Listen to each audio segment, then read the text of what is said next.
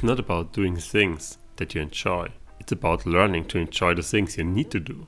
There are secret tricks with which the game industry manipulates you to play incredibly much and get addicted. In the game, you want your character to make progress again and again, and you invest more and more time. You work hard, but it feels almost effortless.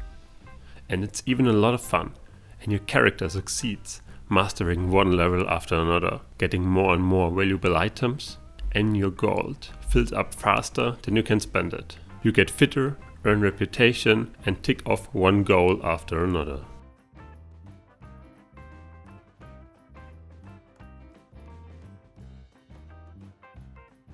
I always dreamed about to replace the game with my life and character with I in the story. Then the whole thing would sound like this. I want myself to make progress again and again and invest more and more time. I work hard, but it feels almost effortless to me, and it's even a lot of fun. I succeed, mastering one goal after another, getting more and more valuable items, and my bank account fills up faster than I can spend it. I get fitter, earn reputation, and tick off one goal after another. Wouldn't that be too good to be true? A long time ago, I asked myself this very question over and over again, and I have spent a lot of time with this issue and made experiments. When you play a video game, you sacrifice hours fighting, running through forests and collecting items to achieve your goal.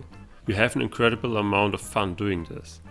And whenever you are not playing, you feel an urge to play in order to progress.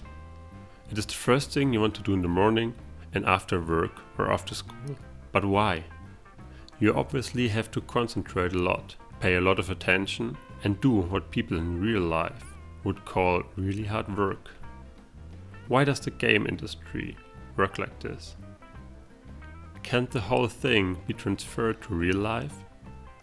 Can we perhaps transfer these psychological tricks of games into the real life? The answer to whether it is possible is clearly yes. And it's even very easy. For example, after I started doing this, I finished my master's degree with an A grade and got a very well paid job, which normally graduates never get. I'm also often asked at work how I have been able to complete so many projects in my life. In addition to my job, I was able to reach the finals in my first competition in a sport that I'm passionate about. The only thing you need is a pen, a paper block, a timer, best not your cell phone, and this video. So the first point is the attention investment. Have you ever wondered why they say to pay attention? This is because it is a limited resource which you can spend like the money in your bank account. You can spend your attention as you like, for example on reading, studying, driving a car or working. Some activities heavily drain your attention budget, but you barely notice it, like scrolling through social media or playing a video game.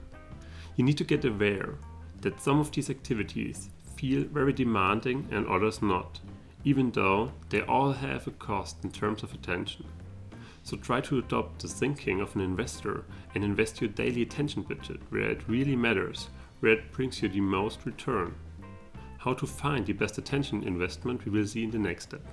The second point is to learn to be efficient and effective. Imagine a troop of bearded lumberjacks trying to make their way through the forest to a magical lake. They sharpen their saws and axes regularly, have great locking techniques, and are incredibly fast in making their way through the forest. So they are incredibly efficient.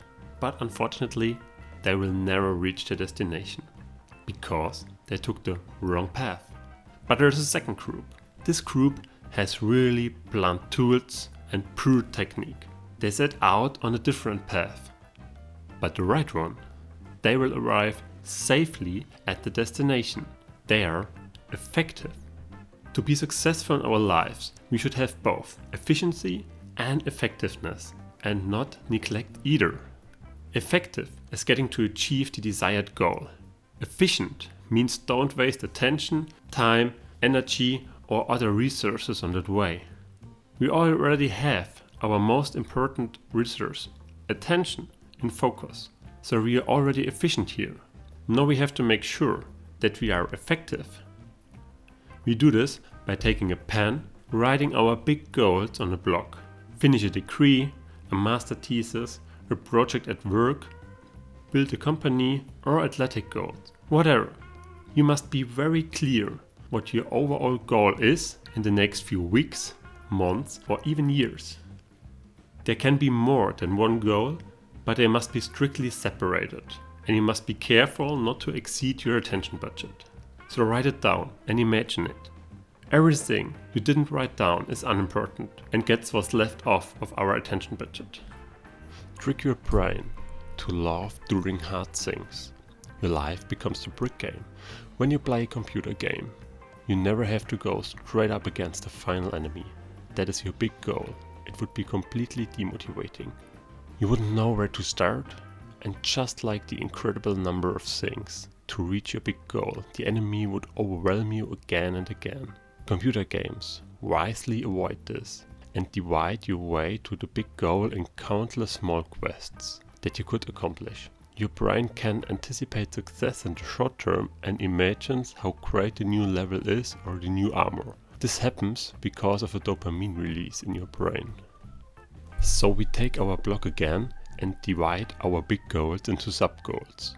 These sub-goals are divided into small daily goals. Like a computer game, we no longer see that you have played 0.001% of the total game, but 30% of level 3, for example.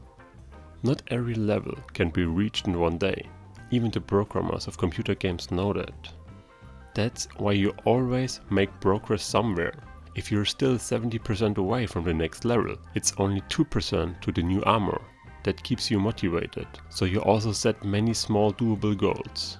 By doing that, you have always a close goal in mind, which keeps you motivated and gives you the feeling of having accomplished something. And now here comes the trick.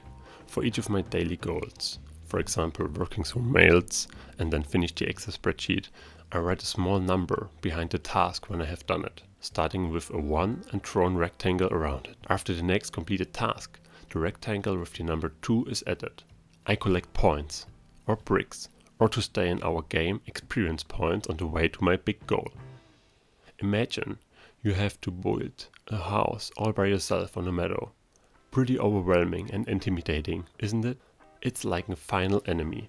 So I focus on placing at least one single brick every day, neatly as possible and perfectly as possible.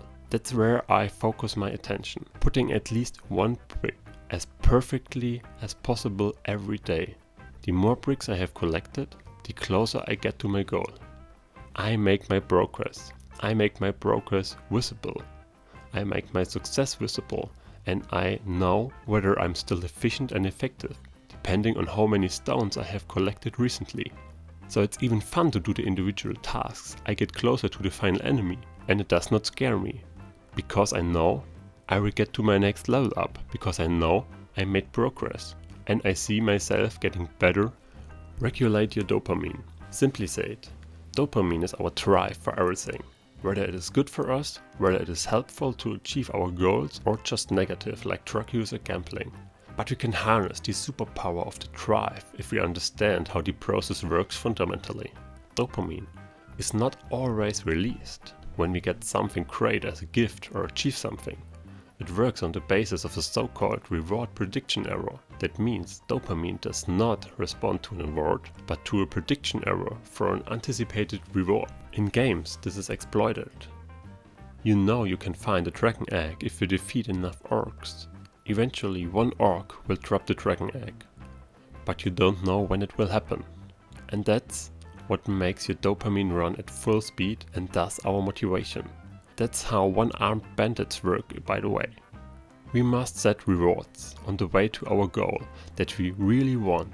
Just leave it open when you will reward yourself. Will it be at brick number 10 or not until 150? Either you decide yourself, or even better, you use, for example, an online random generator. The reward itself can be small or large. The important thing is, the time you get it is really random, and the reward itself ideally do not distract you from your goal, like a new video game, but a new sportswear or tablet which helps you to succeed even more in the future. The next very powerful technique we can use to become even more efficient is to grab a timer. It has been scientifically proven that our attention span works best up to a maximum of 90 minutes, after which we need a break. So take your daily tasks, set the timer to 90 minutes and get going.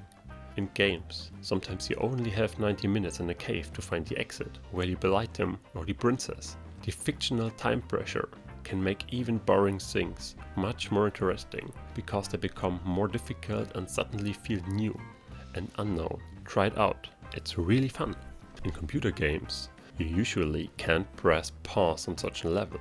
You have to go through with it or you die. The game makers know how to keep you engaged and make everything more interesting. Do the same with your 90-minute time slot. Any distraction, whether it is going to the bathroom, going to the fridge, opening the door, or especially playing on your cell phone, will distract you and drain your attention. Force yourself to power through the 90-minute no matter what. You will be amazed at how much fun you have and how much you can accomplish in just one session a day. It's really incredible. That's it. With these techniques, you can achieve anything. Just one more note regarding the overall framework in which you are doing this. Try to tackle your goal early in the day, if possible. Everything you do during the day reduces your attention budget and therefore your efficiency.